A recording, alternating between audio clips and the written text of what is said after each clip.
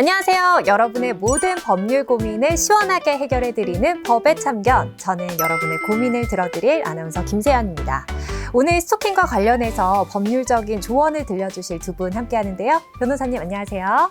안녕하세요. 안녕하세요. 법무법인 유한 대리운 박동일 변호사입니다. 오늘 법의 참견 시간을 통해서 스토킹에 대한 여러분들의 고민과 궁금증을 시원하게 풀어드릴 수 있도록 하겠습니다. 네. 안녕하세요. 법무법인 유한 대리운의 손수연 변호사고요. 오늘 스토킹 처벌법에 대해서 촬영을 한다고 해서 이거는 제가 무조건 나와서 할 말이 있다 이렇게 해서 나오게 되었습니다.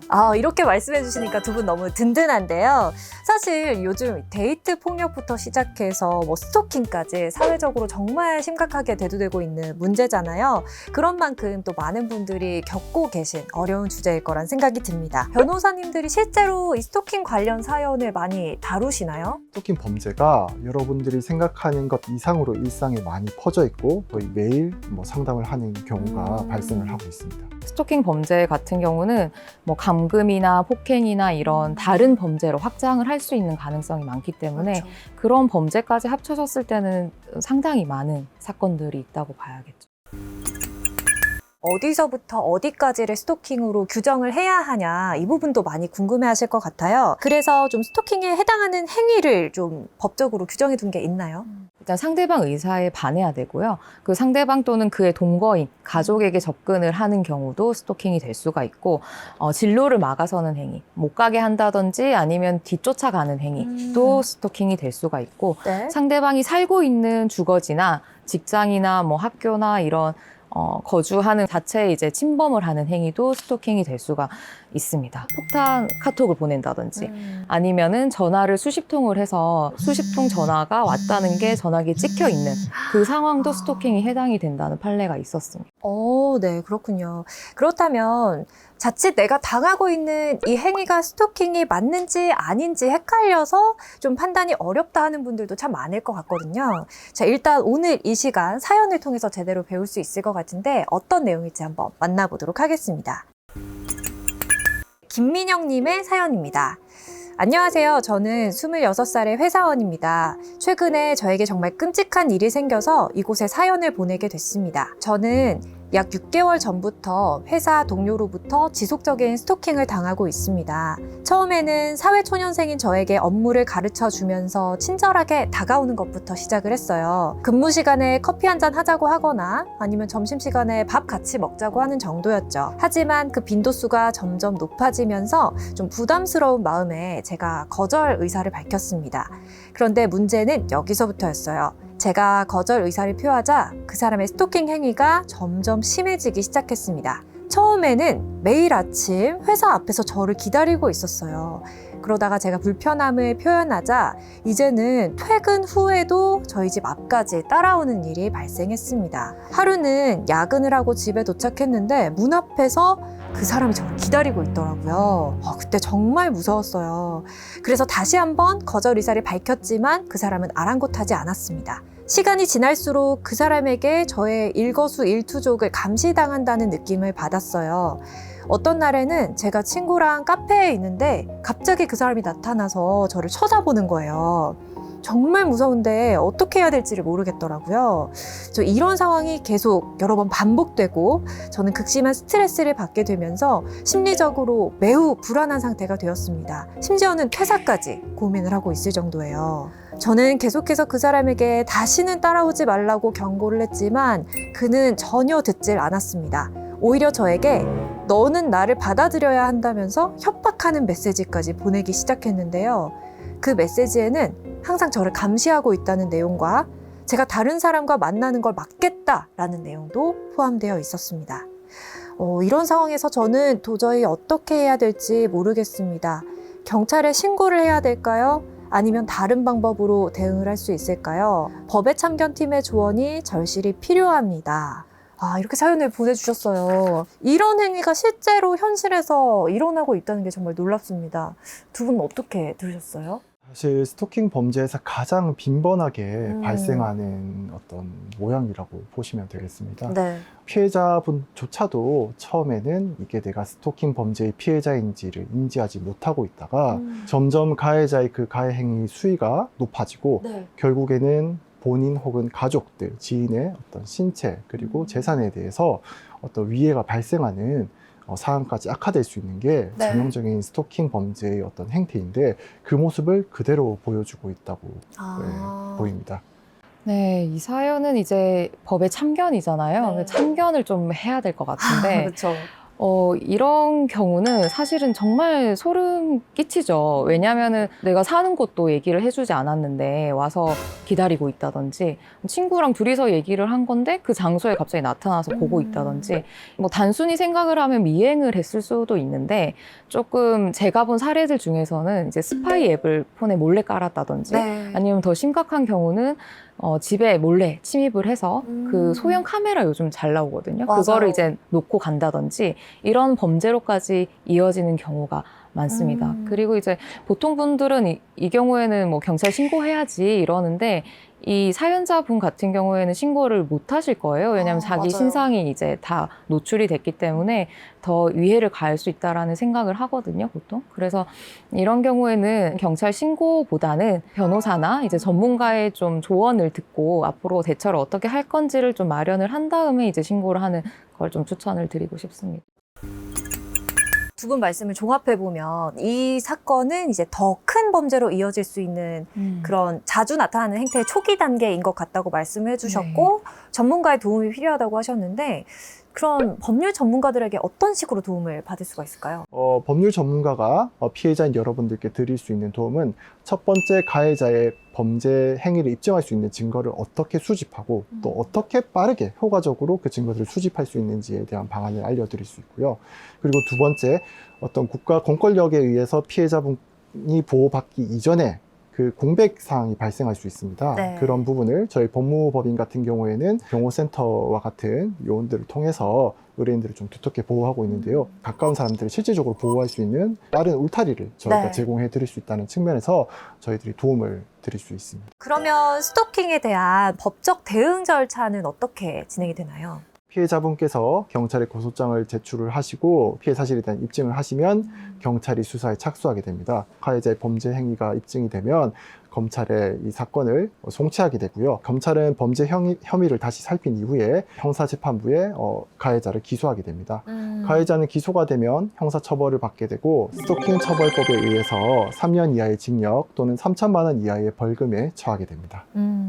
피해자분들이 어떤 조치를 받으실 수 있는지에 대해서 말씀을 드리고 싶은데, 스토킹 처벌법 안에서는 그 긴급 응급 조치, 그 다음에 잠정 조치, 그 신변 보호 조치가 있어요. 세 가지를 이제 좀 설명을 드리면, 긴급 응급 조치는 48시간 안에 접근 금지를 못하도록 하는 결정이 나야 되는 거고, 잠정 조치 같은 경우에는 좀 길게 최대 3개월까지 접근을 못하도록 조치가 내려지는 경우고, 신변 안전 조치라고 있는데 경찰에서 신변 보호를 한다는 건데, 그 장치가 있어요.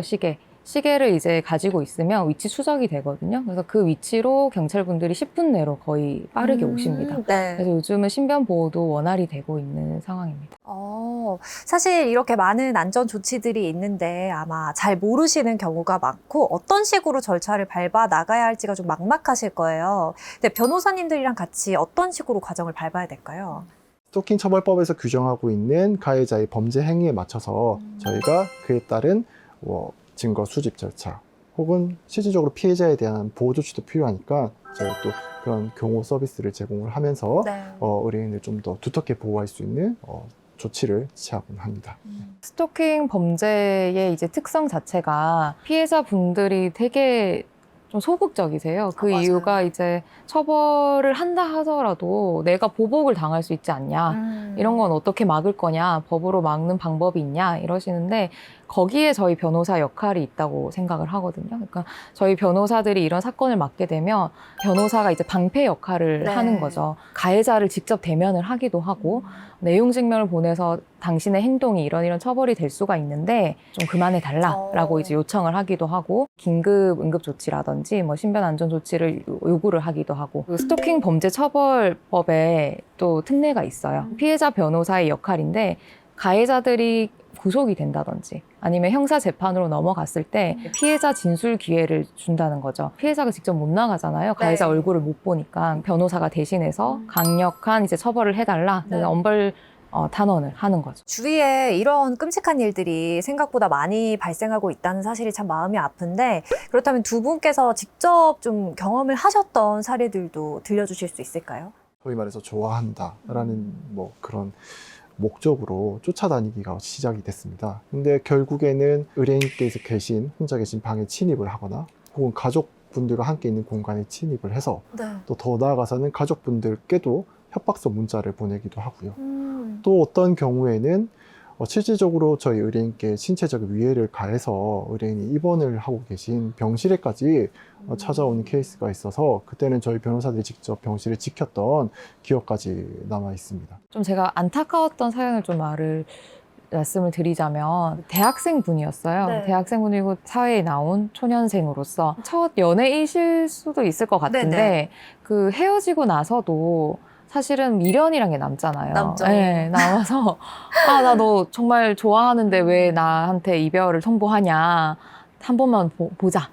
한 번 말하면 그냥 넘어가는데 전화를 수십 통을 남긴다든지 뭐 카톡을 계속 보낸다든지 아니면 집 앞에 찾아와서 막 소리 지르고 뭐 누구누구야 네. 나와 막 이러면서 그런 행동 자체가 범죄 행위라는 걸 알고 상대방이 이제 싫다는 표현을 했으면 그냥 깔끔하게 보내주고 떠나시기를 제가 정말 권하고 싶습니다. 네. 아니, 그런 사례를 많이 보셔서 그렇게 말씀하시는 것 많아요. 같은데 네. 잠시 숨을 돌리는 시간을 갖도록 하겠습니다. 쉬어가는 코너로 시청자와 함께하는 법률 상식 퀴즈 시간을 준비했는데요. 오늘 퀴즈의 주제는 스토킹입니다.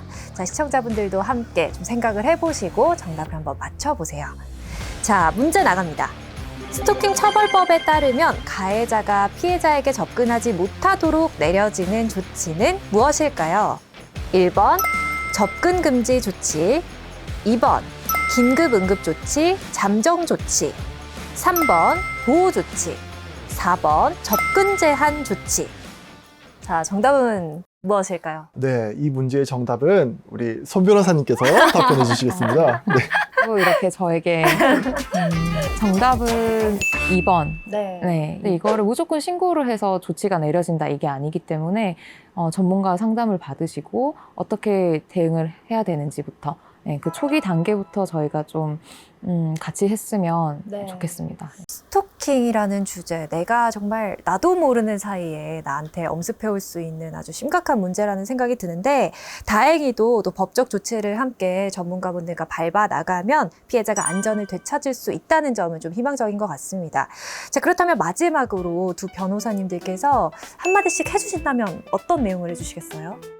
일단 스토킹 피해를 당하시고 계신 분들께서는 아마 지금도 내가 정말 스토킹 범죄를 당하고 있는지에 대해서 끊임없이 본인을 자책하거나 의문을 가지시는 경우가 많을 겁니다. 그런데 스토킹 범죄는 여러분들의 잘못이 아니고요. 스토킹 범죄를 하는 가해자들의 잘못이라고 분명히 네. 생각해 주셨으면 좋겠습니다. 그리고 힘드시겠지만 가까운 저희 법무법인 대리인을 찾아주셔도 좋고요. 경찰서를 방문하셔도 좋습니다. 어려우실 때는 여러분들께 손을 내밀 수 있는 사회적 제도가 있으니까 여러분들께서 용기를 내주셨으면 좋겠다라는 생각을 합니다. 네. 스토킹 행위라는 게 사실 범주가 좀 넓어요. 상대방 입장에서 생각을 했을 때 이거는 했을 때 상대방이 좀 싫어할 것 같다라는 행동은 조금 자제를 하시고 한 번 더 생각을 해보시기를 권해드리고 싶고, 그리고 이제 피해를 당하신 분들 같은 경우에는 너무 막막하시니까 이 경우에는 전문가 상담을 받던지 아니면 증거 수집이나 이런 거를 조금은 조언을 해드릴 수 있는 기관이 많거든요. 충분히 도움을 받으실 수가 있으니까 꼭 혼자 앓지 마시고 일상생활을 좀 행복하실 수 있도록 그런 도움 요청을 하셨으면 좋겠습니다. 너무나도 중요한 얘기 해주셨는데요. 오늘 이렇게 사연을 보내주신 시청자분께 정말 다시 한번 감사하다는 말씀을 전합니다. 또 이 방송을 보는 많은 분들이 또 경각심을 갖게 됐을 거라는 생각이 드는데요. 스토킹을 당하거나 아니면 스토킹을 당하는 사람을 목격하게 된다면 망설이지 말고 절대로 혼자서 해결하려고 하지 마세요. 법적으로 도움을 충분히 받고 또 주변 사람들과 함께 문제를 해결해 나가실 수 있습니다. 법의 참견도 항상 여러분을 응원하고 있다는 사실도 잊지 말아주세요. 자, 그럼 다음 시간에 저희는 더욱 유익한 이야기로 인사드리도록 하겠습니다. 여러분의 안전하고 건강한 삶을 응원하겠습니다. 자, 여러분 안녕히 계세요.